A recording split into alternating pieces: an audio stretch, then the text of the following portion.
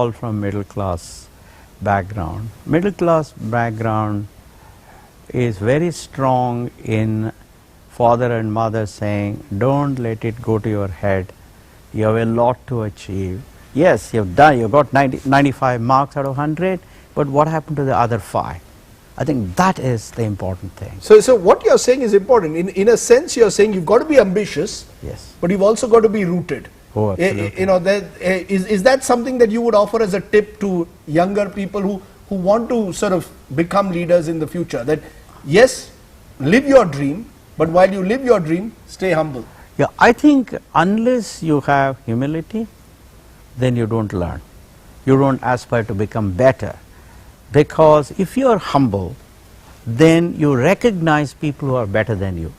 You want to learn from them. And therefore, there's an opportunity for you to become better and better and better.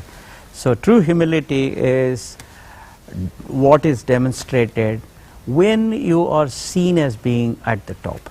And also live while crossing a border into Bulgaria.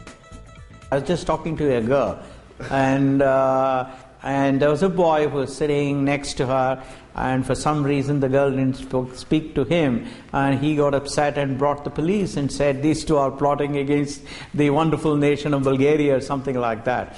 And therefore I was put in a room 8 foot by 8 foot without food or water for about 72 hours, and then I was put on a freight train to Istanbul, and they finally said, you are from a friendly country called India, and that's why we are letting you go. And then I said, if this system treats friends like this, I don't want to be part of this system. And that's when I realized that the only way countries like India can solve the problem of poverty is by... Oh yeah, definitely. I think, you know, every day we have new issues, new problems, new challenges. There is no doubt at all. In fact, I would always say that today it's the nimble ones that eat the big ones, right? It's not really, size has value, but not as much value as it used to have 50 years ago or 30 years ago.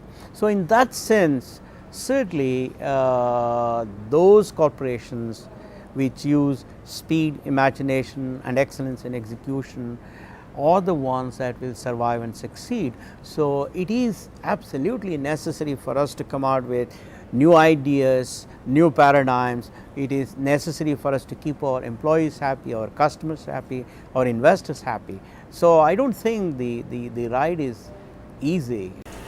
We in India are extremely proud of the non-resident Indians. Wherever I go, on average in a year, I visit about 40 to 45 countries.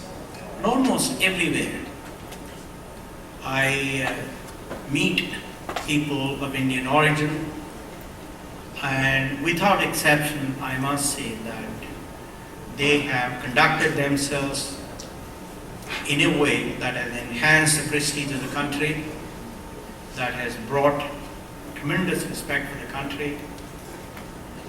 They are also people, again without exception, who are willing to add whatever the value that they can add to the country, almost without exception.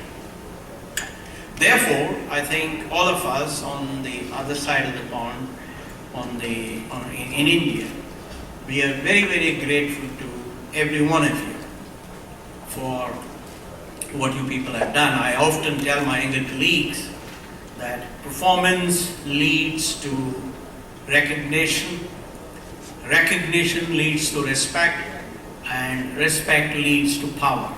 Therefore, if India has to be seen as a powerful country, there's only one instrument, and that is performance. And in that, I think you people, without exception, have performed extremely well in your own spheres, whether it's universities, whether it's corporations, doesn't matter, wherever it is.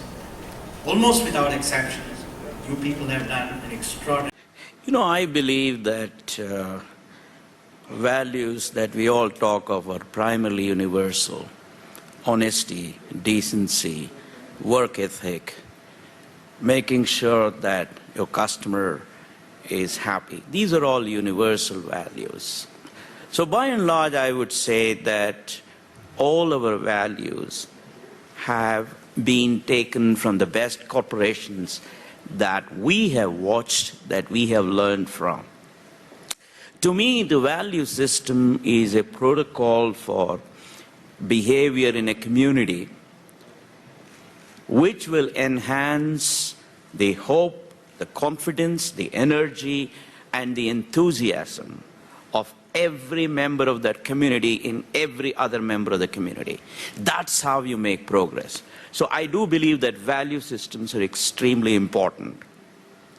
Of course, in the corporate context, we talked about CLI, but we can summarize our values in a very simple sentence, and that is, the softest pillow is a clear conscience. As long as you have a clear conscience that you have not shortchanged anybody, as long as you have done the right thing by your customer, by your fellow employees, by your investors, by the society, by your vendor partners, you can sleep well.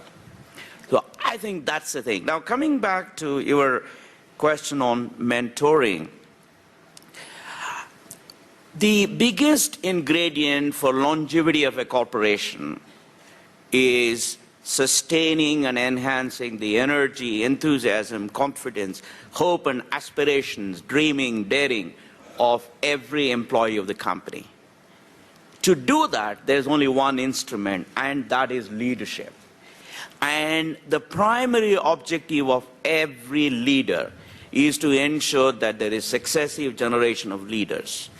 And one of the instruments for doing that is mentoring.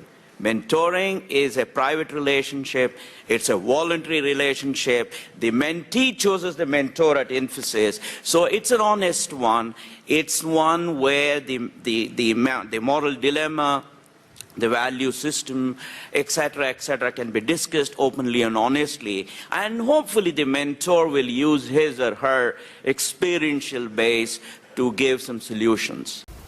Is to create people who are in some sense better than him or her. And the best way of importing lessons, importing values, importing ideas is leadership through example. That's why I believe that Mahatma Gandhi was the finest leader that we had in the country.